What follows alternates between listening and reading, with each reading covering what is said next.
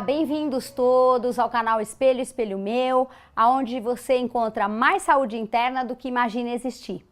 Aqui nós vamos, através de cores e formas, descobrir um pouco mais sobre o nosso inconsciente. Hoje nós vamos falar sobre essa imagem que foi feita pelo João, nome fictício do paciente, que cedeu a mandala para a gente conhecer um pouco mais sobre esse universo. O João é um cara de 23 anos, o caçula de 2 filhos, mora ainda com os pais, é universitário, namora uma moça há mais ou menos 1 ano. E um dos pontos mais importantes para o João é ele poder falar um pouco mais dele mesmo nas relações que realmente importam. A mandala sobre a qual a gente vai conversar hoje surgiu do encontro terapêutico, onde o João revelou que estava vivendo uma semana muito difícil, ele estava se sentindo bastante angustiado, até com um pouco de medo, e ele não conseguia localizar de onde estava surgindo esse sentimento. Embora eu tivesse feito algumas perguntas, ainda assim ele dizia: olha, não consigo entender de onde está surgindo. Então, nesse momento, eu peço para o João fechar os olhos, respirar profundamente, se desligar um pouco de qualquer estímulo externo e ficar um pouco nesse desconforto. À medida que ele se sentir preparado, ele traz esse desconforto em cor e forma e desenha dentro do círculo. E nesse momento, olhando para a imagem, o João disse para ela: nossa, que imagem feia, me dá uma sensação mais angustiada ainda do que eu já tô. Né? Não gosto de nada nessa mandala, não gosto da cor, não gosto da desordem, fico pior ainda e é muito chato saber que tem uma coisa dessa dentro de mim. Para além das percepções, sensações e observações do João, é importante a gente olhar agora também as indicações que as cores e formas dão para essa imagem. Se a gente olhar, não é uma imagem que tem uma ordem muito clara, nem mesmo uma figura explícita definida. Então a gente tem um pedaço de um círculo, uma insinuação de um quadrado, uma mancha verde bastante grande, linhas pontilhadas em marrom, bolinhas em roxo e até um pedaço da mandala em branco. Então, quando a gente olha, a primeira sensação é de caos, é uma mandala bem caótica. E quando a pessoa desenha assim, ela está experimentando mesmo uma sensação de muita confusão, desorientação, tem um sentido de perda muito grande de bem-estar. E tem um ponto bem positivo, é uma imagem que sugere uma abertura grande para transformar ou algum padrão, alguma crença, algo que ainda está presente, mas que já está no ponto de ser completamente mudado. Depois disso, a gente tem também a sugestão das cores.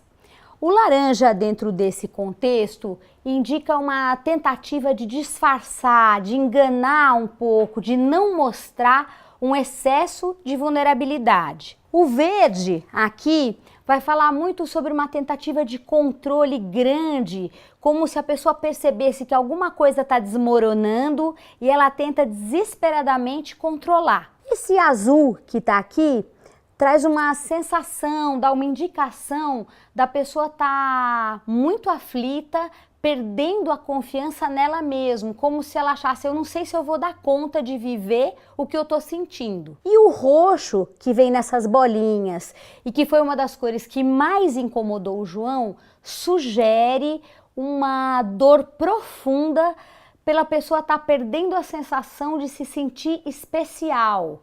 Quase uma perda de valor, uma perda de amor próprio mesmo. Com todas as informações, né, daquilo que o João falou, mais as indicações que a própria mandala traz e o vínculo estruturado dentro de um processo terapêutico, eu me permito formular uma pergunta mais direta para que esse conteúdo vá ficando mais claro para ele. Então eu digo para o João: bom, João, você me falou de muita angústia, de medo. Assim, como é que você se percebeu nas relações essa semana? Ele me diz: olha, em casa foi muito tranquilo, estava bem, até que conversei mais com os meus pais.